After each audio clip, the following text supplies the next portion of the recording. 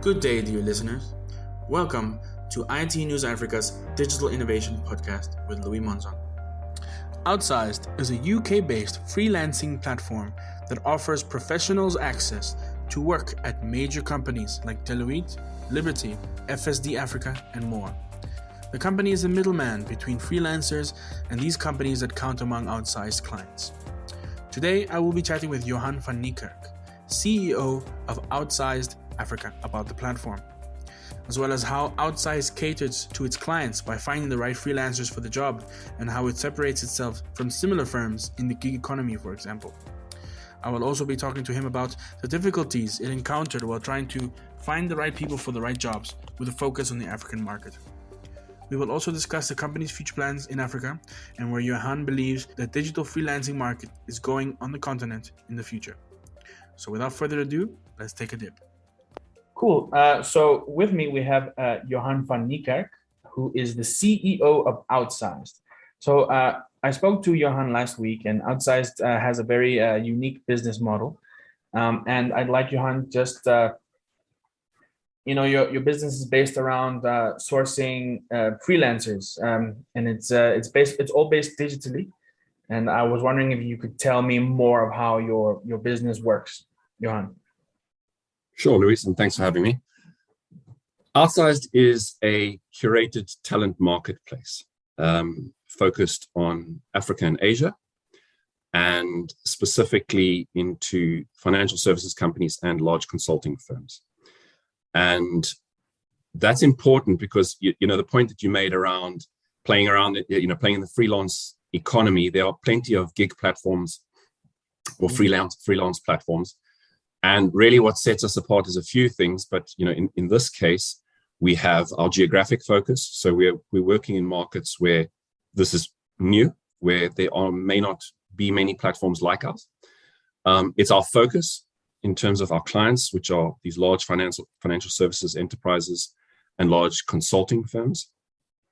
And it's the curation. So that's important. We are not doing sort of short-term gigs. We are focused on average kind of 6 months contracts full-time for professional consultants who then come in and perform a role or join a project for that term. So we're really talking about a premium offering, and the fact that we have a curated client base and a curated talent pool means that a far higher proportion of our consultants get work. Right. Johann, could you walk me through, for example, okay, I'm a person who would like to join Outsized. I want to find work. Could you walk me through what then would happen to me in the process of your business, and how would I get connected to the companies that I would be working for? Sure. So the first step is you go to outsized.com and you sign up. Now, as I said, we're a curated platform, so that sign up has a certain sign up journey. You will be curated. So first of all, we check whether you have the right skills and background to be on the platform. Let's assume you do, and you're working as an independent consultant or freelancer, and you have skills that we can deploy to our clients. Then you will go through that and you will create a profile on our platform. Once you are on, you will then be both exposed to job opportunities that we post to our freelancers. You will also be matched. We have both human matching and we use AI. So when something comes up across our markets where you would be a fit, and that would be across things like your skills, your background, your geographic location, depending on whatever the client wants, we would then match you to that opportunity. Once we've had a discussion with you, we will decide in collaboration with you whether we put you forward to the client, because we really don't want to be wasting anybody's time. And then you would be presented together with a few other options to a client. And the client will perform the last piece of curation, which is to decide who they would like to interview. And they ultimately decide who they want to appoint. Right. So you said it was more curated. So it's not so much, there's a lot of these quick innovations where, for example, a company will be looking for people to edit or to read material or copy, and then they'll fix it quickly and they'll send it back. These quick gig models. the curation comes in that it's very, you're looking for very specific individuals for very specific tasks, right? Correct. And the curation is on both ends. So the first thing for a freelancer to know is that we curate the opportunities and we have, high-end clients. So we're talking about big brand firms in South Africa. It's the likes of Old Mutual, Sanlam, Deloitte, KPMG, etc. Globally, we work with Oliver Wyman, BCG, Bain, McKinsey, a lot of large enterprises. And when we post these opportunities, they're curated in the sense that that there's budget, that it's a real opportunity, that we've properly scoped it out. And that's critical because that means that a freelancer truly knows what they have to deliver. Right. It's a curated talent pool, as I'd said to you, because we curate before we put forward to a client. So we're not going to waste your time. But you're right.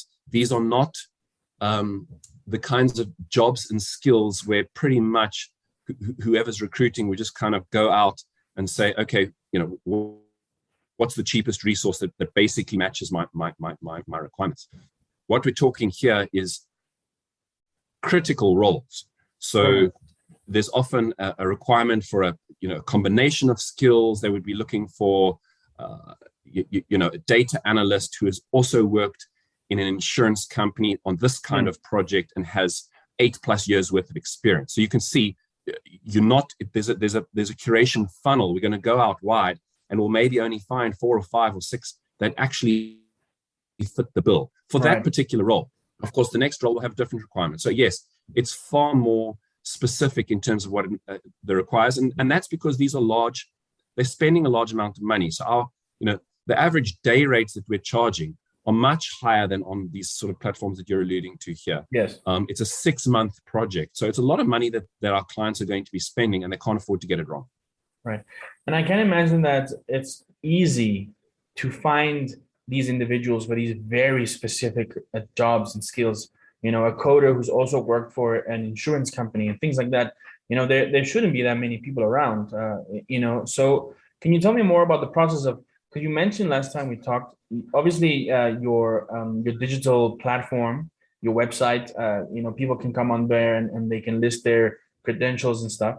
But is that enough to find these very specific people for these very specific jobs? Most of the time it would be. So, the larger our database gets and the more people join our platform, the more options we have, obviously. Right. And the way that if you sign up as a freelancer, the way that we've set it up in terms of importing, we can import certain information, but the way that we set out your profile is in a different way to your classic CV or how you might just share it with a recruiter. We focus very much on projects. We understand who the clients are in the background and such. And so that certainly helps us. But this is where the curation, where we actually have a team who are deeply expert at being able to go and look at these profiles and see whether they're a good fit. And then we do actually speak to them. We really probe on these things. Have you done this kind of project? What were the outcomes? Talk me through it. So yes, we have this, automated curation. There's a certain amount of AI that we use, and that facilitates and helps us in that journey. But we also have a team of specialists who understand financial services, understand these roles, understand consulting, and can therefore play this role of curation. You're right, though, that certainly when we were starting out, it's just a hard slog to find some of these people, and in that respect, we were just taking a lot of work off the plates of our clients. So whereas they would have had to do that, we do it, and we were happy to do that because we're probably going to find 5 quality candidates. Only one is going to be right for the job, but then we'll have 5. So we're constantly building out our talent pool, and the bigger it gets, the more options we have. And yes, for certain roles, it becomes difficult, but we pride ourselves in being able to do that. Okay. So you mentioned, I believe you guys are based in Cape Town, correct? Outsized is based in Cape Town, South Africa. For South Africa, yes. Yes. Okay. So you have other offices in Asia and other countries in Africa. Yes. So we are covering. Cape Town is responsible for sub-Saharan Africa. We have a satellite office in Bahrain, which covers the Middle East and North Africa. We have 2 offices actually in India, and we have an office in Singapore, which covers Southeast Asia. Okay, so So you have these large markets that you're covering, and you're looking for very specific people for very specific jobs. What if, for example, there's someone in India who's right for a job, say for an African company? Would you contact them? Everything is remote, or do you call people by the phone, or how do you kind of get these people in contact and get these people working? Yeah. Every opportunity from a client is bespoke. So before we present any opportunity through to our talent pool, we scope it out with our clients. And so what that means is we know whether they're open to a fully remote freelancer, or whether they need somebody on site. We would then know whether there's a requirement for somebody with local understanding. You know, if you're doing work, for instance, that requires an understanding of local regulations, then you would need to be a South African working in South Africa. We have particular legislation and regulation. But there are other roles. You could be a data analyst, you could be a software engineer, you could be a business analyst potentially, who's sitting in another market,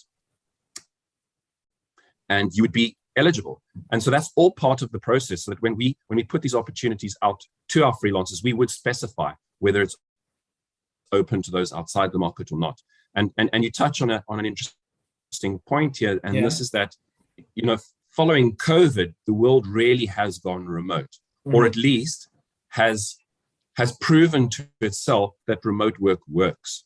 Right. And I think that's critical. You know, I think it was prior to COVID, we potentially had the situation where remote work sometimes was done, but it was almost like a grudge. They're compromising. Right. Now it's standard fare. And so for many roles that can work. This means that the talent in our markets, which is growth markets across Asia and Africa, they are now deeply expert. They are well educated, but they're sitting in growth markets where they have a price advantage against their competitors sitting around the world. And we're now seeing more and more opportunities for them to be working for the likes of, you know, companies in Europe, the USA, Australia, UK. So I think that's something that's also going to be opening up. But so it goes both ways. Yes, absolutely. There are opportunities where our talent, wherever it may be based, could work for one of the clients that Outsized has in the local markets where we are based. But there are also growing opportunities to work internationally. Okay. So in terms of Outsized business model, you get most of your payments from your client companies, right? The people who are looking for these individuals. Yes. Okay. So what we have is, we are onboarded with all our clients. So we have agreements in place with all of our clients, and that specifies what we earn. We do not ever go out to the market and say, look, this is the price that you have to come in at. We run a competitive process, and we allow our consultants to set the rate that works for them. So we are not prescriptive. If you're a freelance and you say, for this particular client and this opportunity, my price is X, then that is what you will earn. We're not going to deduct from that. Okay. We're not going to, we're not going to tell you that doesn't fit.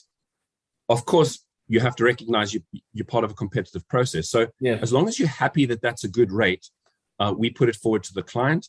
If the client really likes you but wanted to negotiate, they may come back. But generally that doesn't happen that often. Right. And we find that the rates are pretty good in the market, compared to what you might be charged from a consulting firm. It's really important to us, by the way, Luis, that because we're running a marketplace, you might think we favor the clients, and obviously we have our clients and we're looking after them, but we really are massive supporters of the independent freelancer community. Right. And we want to make sure that this whole business model is fair and is transparent. So we make sure that they are earning well. We make sure that they get great projects, curated opportunities. And when you have a freelancer who is matched to an opportunity that is really smack bang in the middle of their competence, they really perform unbelievably well. And then it's no longer a conversation around cost. We really then move into value, and the value proves itself. Okay, it's very interesting, and I think it's very unique as well. Your the very specific curating service you do. So I wanted to ask Johan. I know you guys have business in Asia, but we are IT News Africa. So I'd like to hear some insights about your position in the African market. When you were launching Outsized in Africa, and you were starting to get African freelancers in, did you notice any difficulties or challenges for that business into actually getting it working, getting it going? Were freelancers coming in? Could you share any insights on that?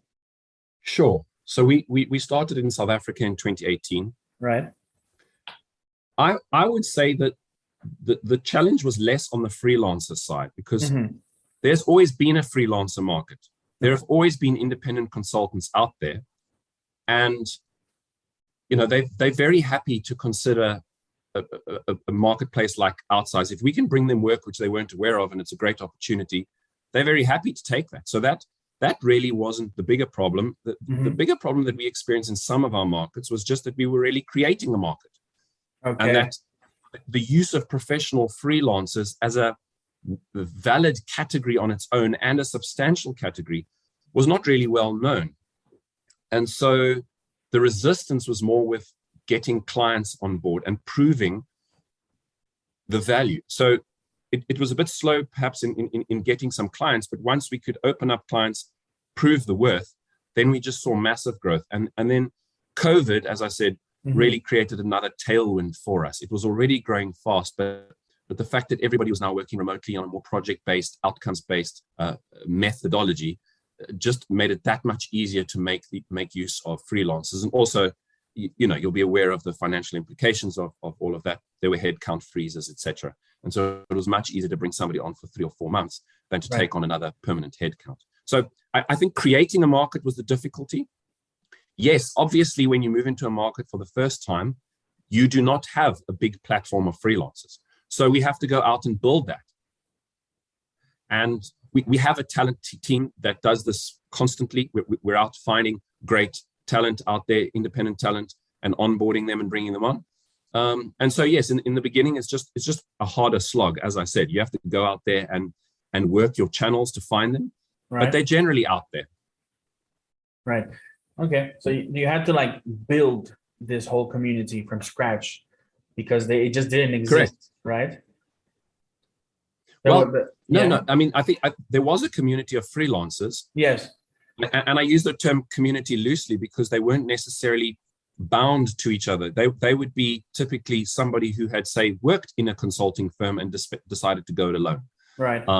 So that's, they were out there and we could find them. But it's been a case that as we show the worth to clients, more demand comes from clients. When there's more demand, then the supply generally fills that demand. Right. So we found that, as we have more and more opportunities, you suddenly have, I mean, you've probably heard about the Great Resignation. It's a bit of a slightly overused term at the moment, right? But and obviously refers a lot to burnout and things like that. But what we do see is many people who are now having this I don't want to say an epiphany, but they're facing this decision where they're saying, actually, I've now tasted what it's like to work remotely from home on an outcomes-based in an outcomes-based way. Yeah, I like the flexibility. I don't really want to be doing management and such. And so we've seen quite a lot of people take the gap to move out of permanent employment into freelancing. Right. And so we're seeing more and more of that as well. And so when we can present those opportunities, as I said, because these are longer term opportunities, it's often that great first opportunity where somebody's been waiting for that kind of 6-month contract where they can say, all right, this gives me the financial security I need to make that move. My first step out into the world of consulting. And from there, they then build out their own network and work through the likes of Outsized. Right. So very important, I think you mentioned that COVID really, the pandemic really gave you a big tailwind for your business. Especially because you guys launched in South Africa in 2018 and then 2019 and then 2020, it was the pandemic and then everyone was locked down. And then a lot of people just didn't have a lot of choices but to go online and work digitally. But now we're seeing the trend at least in South Africa, is that things are opening up. Just recently the government ended the national state of disaster, and things are coming back to, or at least visually, in the streets you can see it. People are back in the offices, and people are walking, and the businesses are on prem more. Do you think there will be a decline in digital freelancing? Do you think is that something, are you worried about for your business in the future? No, not really. I think, as I said, what COVID did was just open people's eyes to the possibility. Right. Their eyes are now open. They have seen that flexible resourcing is a smart move. You're not paying the overheads of offices. You're not paying the bonuses. Right. You can turn it on and turn it off. You can scale up and scale down. You can find the right talent for the right project. You're no longer restricted to the idea that you have to go for talent that lives within 50 kilometers of your physical presence. Mm-hmm. Talent is now everywhere. So, and that was always true, but people weren't doing it as much. And now suddenly their eyes have been opened. So I think what you will see now is that for certain roles, clients will say, you know what, we need this person on-prem. So for instance, if our large consulting clients, they may have projects where their people are being deployed onto their clients, right? And so that may require going to the client's premises once a week, twice a week. But I think the hybrid model is kind of where everybody's settling, and hybrid means different things to different people. But then for other roles, it's really not going to matter where you are. Right. Other than that, you may occasionally have, and we've seen that, advantages if you're in a different time zone. You can pick up work, for instance, when other people are knocking off on the other side of the world. Right. It doesn't happen that often, but it does happen. So I think we're not worried. It's just going to mean that this is another level of curation. Every time we're speaking to a client and we have an opportunity, the question will be, can this be done remotely, or is this on a hybrid model? And if it is hybrid, does the person need to be living there or close by? Or in fact, and we've seen this, they're saying, well, we only need to see this person once a month. Depending on the price, we're very happy to fly them from Cape Town to Joburg or vice versa. Yeah. It's just all factored into the price. Okay. It's very, I think it's very cool actually that what you're saying is that now that people have realized that, remote working works, it's a real thing. It's a real thing that actually produces results. It can be done, that they will actually continue the trend even as the world opens up after COVID. And it'll be interesting to see what comes of the working world after, a post-COVID, post-hybrid working world. What will be interesting coming out of that, And I mean, look, we already know, Luis. I mean, yeah, you can talk to some of the large financial services companies. They've already changed their physical presence. Mm-hmm. They had a large office, and there are a number of names that I could name, but previously they would have had a few thousand people there. Now they're saying, well, we're never going to have more than 1,000 people on prem at any one point in time. Right. So it's sure for smaller offices and for certain kinds of work, much easier to bring everybody together. But for many others, they don't see a return to what was the case 3 years ago. Right. And talking about the future, Johann, I'd like to know what Outsized is planning for the future, especially in Africa. Are you guys going to expand? Maybe have physical presence in other African markets like Nigeria and Kenya, and or just where do you guys see yourselves going in 5 years? Luis, in many ways we've only scratched the surface of this opportunity, and so what our ultimate goal is that every great independent freelancer who has the skills for our clients would be on our platform and would value the platform. Right. That's what we'd like. That will give us more than enough growth. We're at a point now where demand is not the problem. We have lots of clients who need help, and supply is really where it's at. So we're placing a lot of focus at the moment on building out our talent. Right. We're also working very hard to make our processes and systems more automated. We'll never lose that human curation and that human touch, but we're making the workflow a whole lot better. Right. In terms of where we'll operate, we're early days in Southeast Asia. There's a lot of markets there, so we're going to be growing a lot there. Middle East, same thing. India, we've got a decent presence, but it's obviously a massive country, so there's lots of scope for growth there, and in surrounding countries, Sri Lanka and Pakistan and Bangladesh and places like that. And then for Africa, South Africa is obviously on the financial services side of things a very large portion of the continent's work. We already do work in the rest of Africa. We have clients in East Africa. We have done projects that are pan-African. So at the moment, there's no firm plans to open up an office. But again, we are a remote company. We are not, the fact that we're sitting in South Africa doesn't mean that we can't service clients there and that we can't have talent there. So definitely, as we look at, and as I said to you, we're a marketplace which we're massive supporters of the freelance community. While it's growing and substantial in South Africa, it's far more nascent in other parts of Africa. But there is great talent there. I mean, I'm an actuary by background, and somehow found myself into this new career. But when we talk about actuarial talent, there's great actuaries in East Africa. There are great actuaries in Zimbabwe. We know this, and we can definitely make use of them. And I think especially as we start seeing more cross-border use of talent, that's really going to open up the rest of Africa. Right.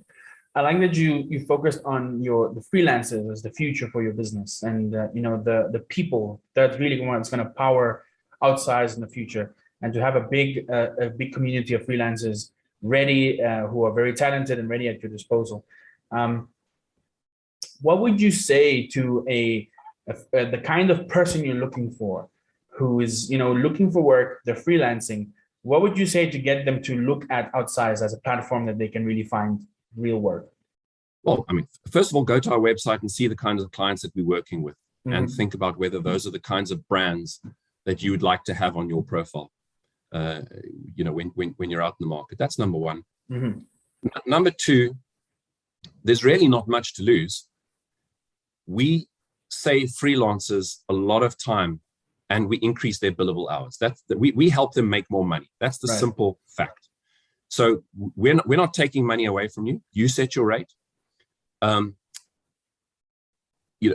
average freelancer is going to have to spend a substantial amount of time working on their network, finding the next job, and their networks are by nature small. I mean, unfortunately, there's no independent consultant out there that can have a network as big as we have. So we're not going to be anybody's single source of work forever. We recognize that. We would encourage freelancers to consider us as a viable option where that we're going to bring you great opportunities. We're not going to waste your time. We'll put you forward only if you're a good match, and you have a much higher chance of getting work through us, and substantial work. As I said, these long-term good contracts, full-time. So if that's the kind of freelancer that you are, you'd like to increase your billing, you'd like to work with these brands, you'd like to be at least available or contactable for opportunities, then there's really not much to lose. There's no cost to this. You can come on board. We're building out our community. So we have a community feature, so you can now connect with other freelancers. It's going to allow you to build out your network of freelancers, because that's the other thing that many freelancers want, is not only do they want work, that's the number one priority, and that's where we help them, but they also want to connect with other like-minded individuals. It can be a little bit lonely. It's one thing to say, we're all doing remote work, but you still want to feel like you're part of a community. So come on board, join our community, interact with others. You may find some work somewhere else where you need a partner to take on the opportunity, and you could find that through Outsized. It's again, no cost to you, and we don't even have to be part of that. So we are putting features out there and to support the freelance community. And when we have an opportunity from a client, we will present it, and freelancers are welcome to then pitch for it. I would really encourage them to take a look at our website. Fantastic. That's Johann van Niekerk, who is the CEO of Outsized. Johann, thank you so much. Very interesting conversation. Is there anything else you'd like to add? No, I thank you very much for your time. I really appreciate the chat. As I say, it's outsized.com. To any clients in financial services who'd like to know more about how to access flexible talent, this really is something the developed world has already grabbed onto. Many clients that we see in developed markets say between 20 and 30% of their workforce will be on a contract basis. And that's for good financial and business reasons. So if that's something you're thinking about and you need help from a reputable brand that does curation, well then contact us. All our contact details are on the website. And to the freelancers out there, if you're looking for another channel to find work, or if indeed you're one of these people who is looking to make a move from permanent employment into contract work as an independent consultant, because that's what you want to do, also take a look, please. Awesome. Thank you so much, Johann. Great pleasure. Thank you for having me.